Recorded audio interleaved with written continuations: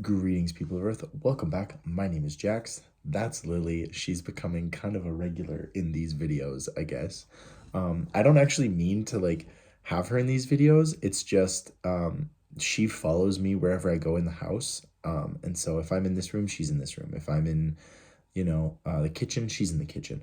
And so it just works out that sometimes Lily Bean is right here to hang out with me while I talk to you guys.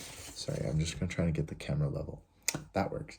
So today we are talking about what am I gonna call this? I'm gonna call this something like basically I want to talk about that thing when you're dating somebody or you're talking to somebody and you feel like a lot of attraction to them and stuff.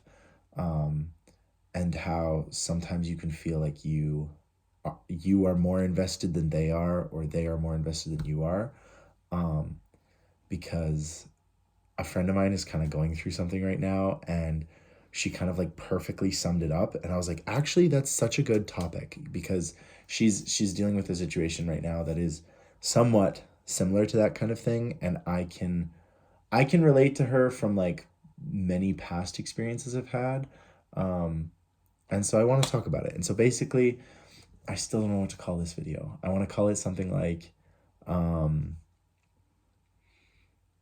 when you have the hots for somebody, something like that. That sounds really like retro and like 70s or something, but that's kind of what I'm thinking, right? Like when when you are smitten with somebody, or like maybe I'll just call it when you have the hots for somebody, or yeah, I don't know. You're gonna know what I comment it, what I call it. So anyway, yeah, basically what we're talking about when you or the person you're dating are really, really into the other person, and how that can either be a good or a bad thing. Because I had a long conversation with her today, and basically she was just like, I don't know, like I really like this person, but I get the feeling that they are way more into me than I am into them. And I was like, okay, like I remember situations like this. And maybe it's like the person is like double texting lots and lots and lots, or, there's just a lot of communication, and maybe you feel like you don't have the same attraction. You're worried of hurting this person's feelings because you're not as invested as they are.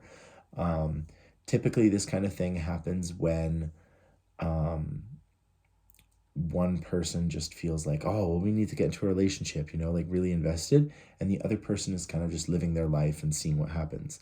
And I can say from like personal experience, like I take a very long time to get into a relationship. I really like to um, get to know the person over many, many months before I start anything with them. Um, I think in my generation, that is quite unusual. I think a lot of people, especially gay people, are very, very quick to get into a relationship within, the first week or the first month. Um, and I mean, if it works out for you, that's awesome. And like, I absolutely love that. I'm not here to shame anybody's relationship style. I'm just going to tell you what mine is and how it works for me. Um, and so yeah, I'm one of these people that like very much likes to become friends with somebody before I start dating them.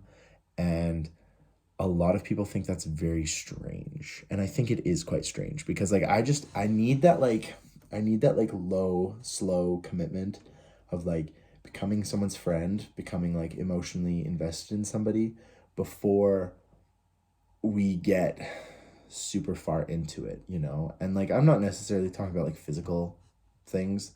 That might happen early on, and that's really irrelevant to me, but I do think there is a lot of merit in getting to know somebody slowly and gradually, and kind of like integrating them into your life. Maybe I'm going to call this the slow dating approach. Okay, that's what I'm going to call it. But yeah, and I think that slow dating approach, I think it's very successful. I think it has a very high success rate because if you think about your parents or your grandparents, they most likely dated for quite a time. There wasn't any kind of like physical demands on it or anything like that. So that's kind of where I'm at, I think that's like the aspect that I'm into. I like I like that slow falling in love with somebody, that kind of gradual process. But in our dating culture, it's very easy to catch feelings quickly, and like the expression catching feelings describes like falling for somebody quickly, and typically catching feelings is regarded as like, ooh, not good, like don't do it. Don't catch feelings, like, oh, I messed around and I caught feelings for somebody. And so it's one of those things that our society is kind of identified as like, ooh, you got to be careful, got to watch yourself. And I don't know, I just think that that's like an interesting concept, and I'm not going to get like super in depth about it, but I've told you like how I like to date and how I take time, but I don't think it's a bad thing. And I think people who are comfortable taking their time, slowly falling into love with somebody, I think that really does build a good foundation. I've said several times before, like, I don't think you should get super physical with somebody you're wanting to do long term with super early on. I think you should fall for them slowly and gradually and just enjoy what you're doing. Obviously, if it works for you, that is awesome. I am your number one supporter, but I do think like there needs to be a healthy balance, and you need to be able to enjoy your time with them in the non-physical world, so that when it gets physical, you have that connection and you have that closeness. And maybe I sound very traditional and old-fashioned. I don't mean to sound like that, but it's something that I'm pretty aware of. And I don't know. I'm really curious of your thoughts on this one particularly, because I feel like we struggle with this. We being me. I never really like have a good timeline. I try and just do it naturally, but a lot of people are really turned off by that. And I've been on in several starting areas of relationships, and I've sort of explained to the other person like, oh, like I sort of like to get into it gradually and stuff. And they move on. They're like, "Oh, I'm sorry. I can't do that. Like you don't want to commit." And it's not that I don't want to commit, it's that I want to be able to know this person well enough that I commit to them. Um so I don't know. Maybe I'm crazy. Maybe it's just not a situation that condones itself well to this generation. But anyway, Lily is asleep. I'm getting ready for bed, but you're watching this in the morning. Presumably, that's when they come out. So I hope you have an amazing day. Thank you so much for watching and listening. Consider checking out my Patreon, OnlyFans, like all of that stuff if you are so inclined.